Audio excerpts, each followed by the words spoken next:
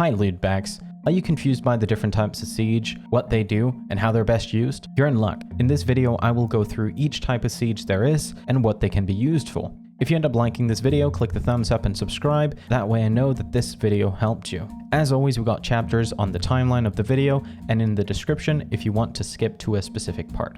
Before we dive into the different types of siege, I want to quickly brush over some of the absolute basics of siege. Siege weapons are items that can be built inside World vs. World using supplies. Each type of siege is used for a particular reason and has specific skills that give them a unique use and feel.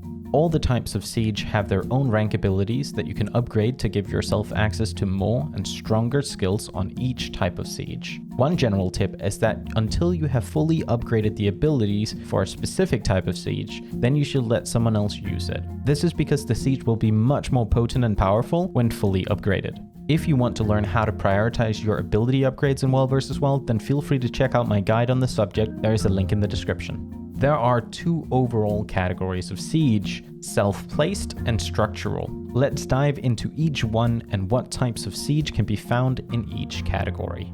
Self-placed siege is a siege that requires a blueprint before you can build it. Within this category, you will find both a type of siege that can be moved after you have built it and some sieges that are fixed in place. This category of siege usually comes with three variations: regular, superior, and guild. I say usually because siege golem variations are slightly different than the other types of self-placed siege. I will cover this specifically in the siege golem chapter. Superior variants generally deal 50% more damage than the regular variant, and guild variants are like superior variants but require fewer supplies to build. The only one not getting more damage when superior is the shield generator. Superior shield generators will instead get a 50% longer range, and the guild variant even further. Guild shield generators are still cheaper than the superior shield generator. Let's have a look at the types of siege in this category. Flame Ram is your main siege when trying to attack a gate. It has a relatively cheap supply cost, which makes it very easy to place a lot of when attacking an objective. The downside of rams is that they're very short ranged and have to be placed very close to the gate compared to other types of siege. On the Flame Ram, you want to focus on using skill 1 off of cooldown, and if you have the second or third ability upgrade, then using skill 2 when it's off cooldown is a higher priority than skill 1.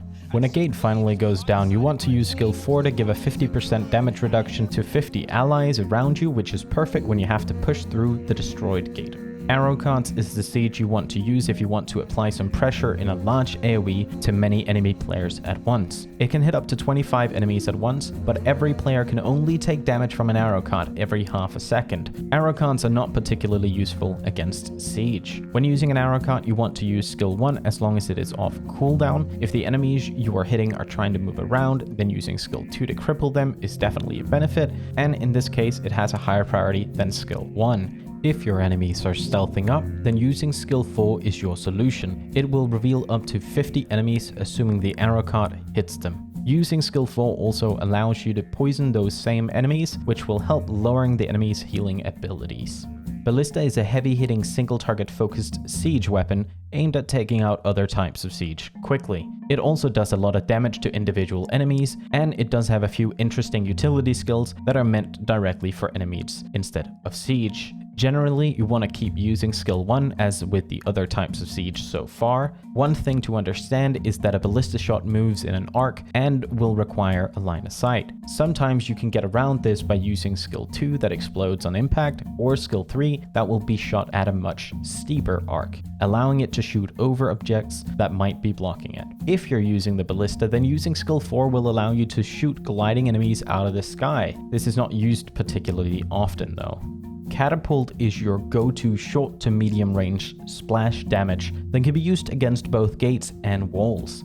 Catapults are also a bit special in that the longer you charge them, the more damage they will do, besides simply shooting further. Splash damage means that it hits in an AoE on impact, allowing it to hit multiple walls at the same time. Aiming your catapult towards the midpoint between two walls is therefore the best strategy, because that will cause the boulder hit to deal more damage overall. You can also use the splash damage to hit slightly beside a shield generator bubble, preventing the shield generator from blocking the shot and allowing you to still hit the wall you want it. When placing your catapult, you want to throw it in the direction of the wall or gate from where your character stands. This direction compared to your character will be the direction the catapult faces when it is initially built. Should it be aimed incorrectly, then you can use skill 1 and skill 3 to turn it. This does take some time though. If enemies are shooting catapult or trebuchet shots towards yourself, then use skill 5, Siege Bubble, to block their shots. This does have to be timed correctly as the bubble duration is pretty short. The benefit of using a catapult to shoot at enemies is that they will get knocked back if they do not have stability. This allows you to cancel their shot charge if one of the hit enemies is controlling a catapult or trebuchet.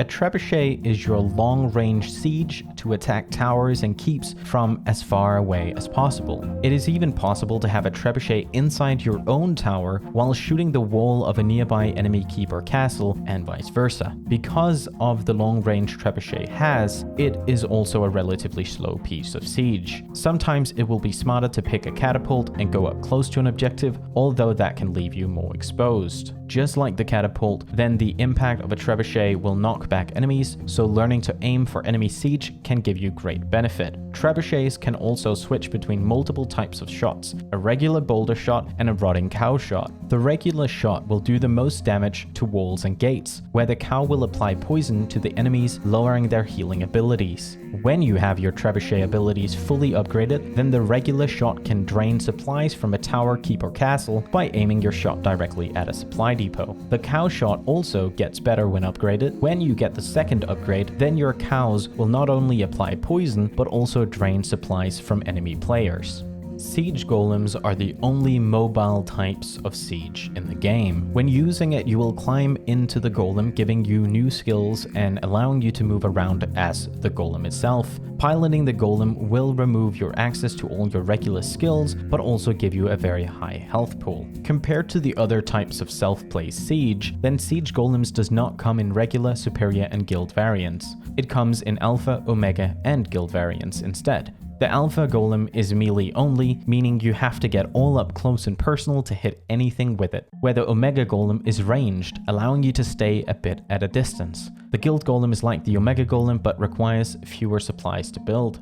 The typical use for golems is what is called a golem rush. Golem rushes are when a group of players builds multiple golems at the same time, utilizing mesmer portals and super speed to speed up the movement of the golems and then rushing a heavily upgraded tower, keep, or castle. This can be a very effective strategy to get through the enemy defenses quickly due to the damage that golems deal. Shield generators is a defensive type of siege that allows you to make giant bubbles that will block enemy projectiles, keeping your siege walls or gates safe from enemy catapults and trebuchets. When fully upgraded, then the bubble will also grant immunity from arrow cart fire for any of your allies inside it. Shield generators are usually placed a few at a time, and then the players controlling the generators will then take turn to make a bubble each. This is done to decrease the downtime in which the enemies have a chance to hit the siege wall or gate they're aiming for. In between using your bubbles, which is your main priority, you can use skill 1 to bounce a large ball of force in the face of your enemies, knocking them down. Structural siege differs from a self-placed siege by not requiring a blueprint to make. Instead, these will show up on your upgraded objectives.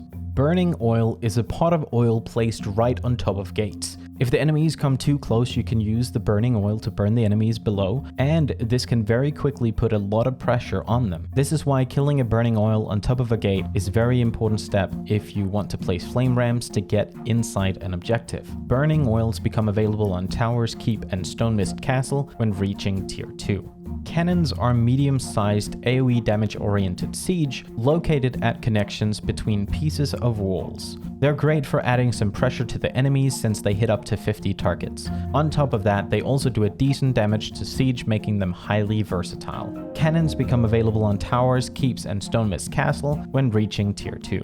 Mortars are short to medium range siege that sits on corners of walls. The mortars are controlled like catapults and trebuchets, making them slower and less precise than a cannon, but also makes up for that in mortar shells that do heavy damage and have the possibility for an alternative mortar shell that will burn your enemies alive. Especially these burning shells can be highly potent if aimed for gates that the enemies are trying to breach. This will create an area of fire that applies many stacks of burning very rapidly. If you need to knock enemies off their siege, then simply using skill 5 will do the trick. Mortars become available on towers, keeps, and Stonemist Castle when reaching tier 3. You have just made it to the end, and I hope you have a general understanding of the different types of siege and how to use them. If you want to read more about all of them, then I have left links in the description for each one, where you can also see their individual upgrades and when you get access to some of their skills. I'm Reddish, and I stream Mondays, Thursdays, and Fridays over on Twitch TV/Reddish.